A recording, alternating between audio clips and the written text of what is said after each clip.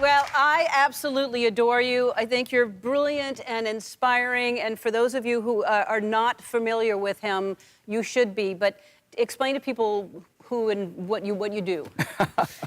I'm the founder and spiritual director of the Agape International Spiritual Center. We're in our 35th year of service.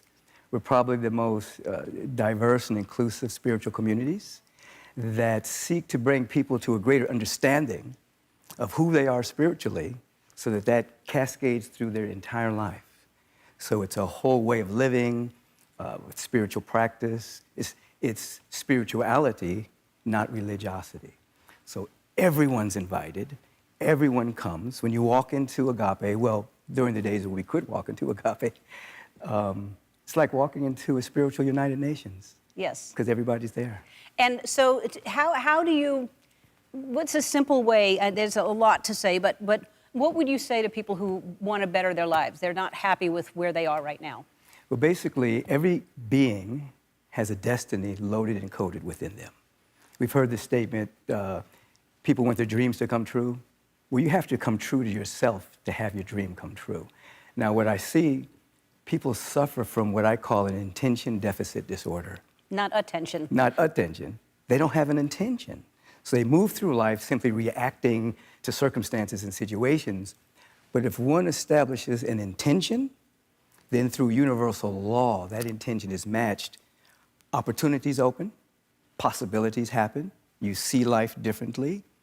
You're able to catch not only vision, but you're able to catch wisdom from your soul. Because so many people are listening to so many voices in their head, they're listening to so many external authorities, but within each being, there's a destiny trying to emerge, every being.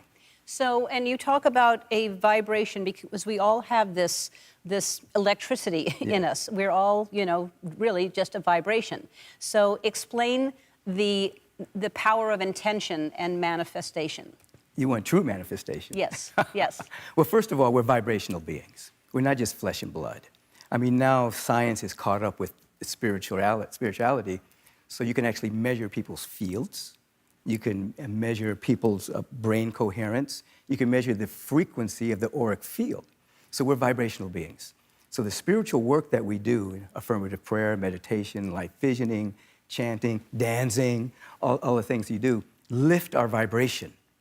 And true manifestation, you've seen me in The Secret. We were talking about visualization and manifestation.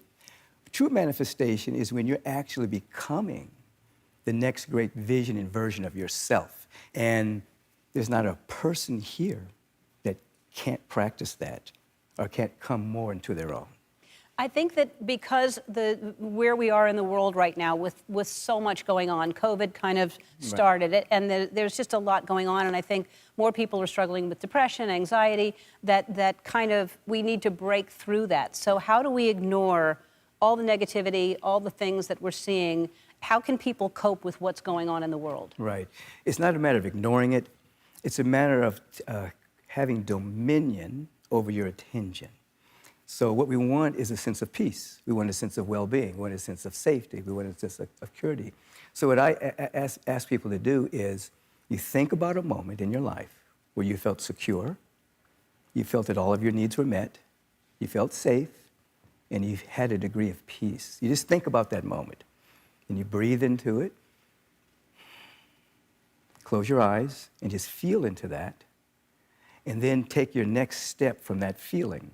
And then you check in every hour on the hour, take a breath, come back to that state, and what happens is the tonic chemicals start to flow through your body temple rather than toxic chemicals. So if, in fact, you take your life into your own hands and begin to stop on a regular basis, immune system is enhanced, body comes into a level of homeostasis, and then you start to hear guidance, but it's not coming from the news. It's coming from your soul. And then that sense of peace, you carry it with you throughout the course of your day. Now, most people, or I shouldn't say most people, but many people are getting their viewpoint of reality from news feeds. No, that's the olds. That's not the news. That's the same thing happening every day to people. There's something trying to emerge through us. but we have to give it an availability through spiritual practice.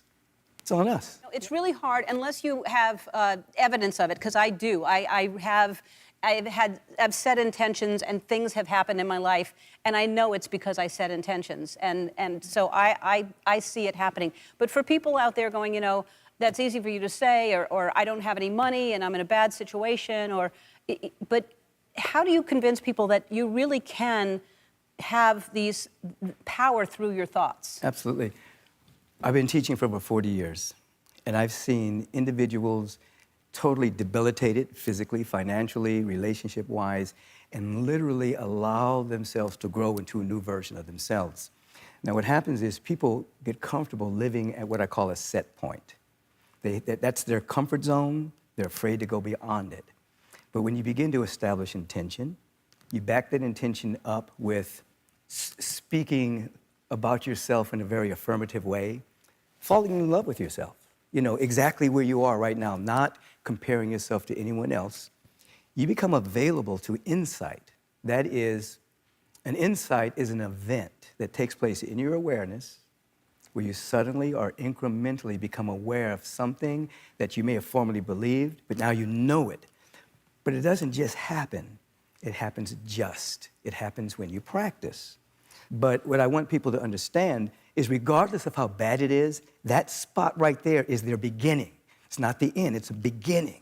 And if they begin to just first see a best case scenario, what if this best thing happened? Name it, whatever it is.